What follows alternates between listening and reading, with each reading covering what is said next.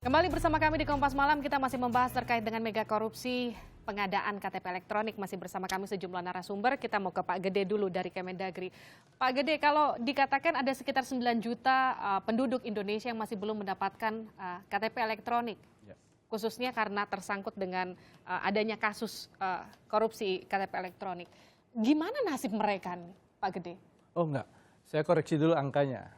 Angkanya berapa yang betul? Jadi yang sekarang 6,9. Tinggal 6,9. 6,9 itu artinya 3,6% dari target 182. Oke. Tidak berhubungan langsung dengan kasus ini. Ya. Tapi berdampak. Berdampak. Ya. Karena jika kita mampu semua merekam mereka yang belum terekam sekarang, berarti saat ini masih ada kendala.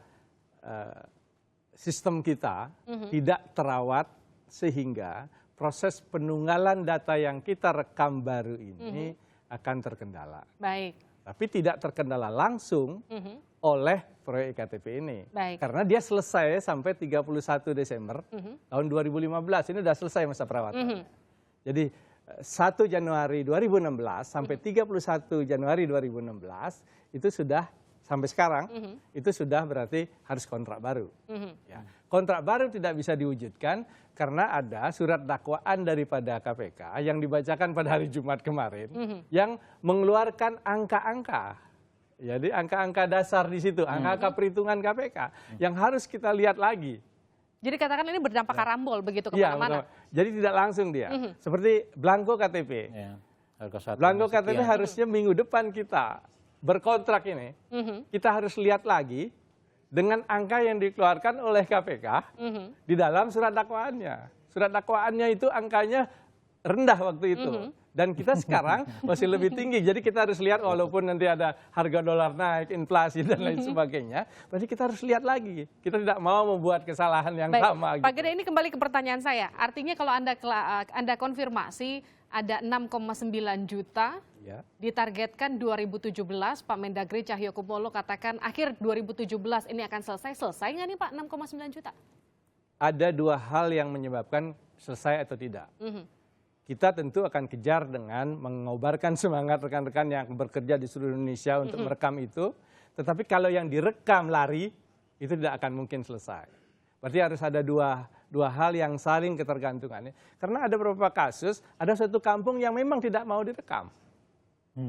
Karena dia tahu kalau dia direkam berarti identitasnya gampang dilacak. Ada kasus-kasus seperti itu. Ada yang merasa tidak perlu. Ada juga yang saat ini berada di luar negeri, tetapi tidak bilang dia keluar negeri.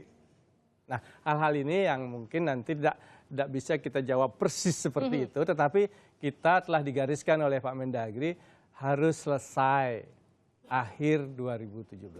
Akhir 2017 harus selesai. Harus. Tapi data dari Ombudsman ini mencatat adanya sejumlah sarana mesin perekam yang kemudian ditemukan rusak. Bagaimana kemudian mewujudkan 6,9 juta KTP dalam akhir tahun harus selesai jika memang mesin-mesin penunjangnya saat ini sedang bermasalah, Pak? Ya, ada beberapa dari aspek regulasi memang sudah diperbaiki sehingga APBD sekarang karena dia kewenangan atau urusan ini merupakan urusan konkuren, urusan pemerintah pusat juga urusan pemerintah daerah, maka untuk memperbaiki itu dimungkinkan menggunakan dana-dana APBD.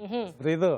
Jadi banyak hal yang dilakukan. Kemudian ada stelsel-nya stelsel aktif. Tadinya pasif, ya kan?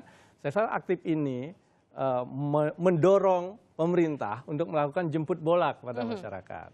Nah, sehingga ada mobil-mobil keliling, walaupun terjadi alat rusak misalnya di kecamatan, tetapi mobil yang ada di kabupaten itu akan mengejar ke pelosok-pelosok pakai trail atau pakai mobil keliling atau car free day dan seterusnya. Itulah langkah-langkah yang dilakukan sehingga walaupun ada kerusakan-kerusakan peralatan karena sudah 5 tahun, itu wajar terjadi kerusakan, kita tidak terlalu khawatir dengan target yang di... Oke, saya mau ke Pak Firdaus. Mas Firdaus, kalau misalnya dikatakan ada 6,9 juta orang yang masih belum mendapatkan iktp hingga saat ini, ada sejumlah proyek, kontrak katakanlah tadi kata Pak Gede yang masih harus direvisi, diperbarui.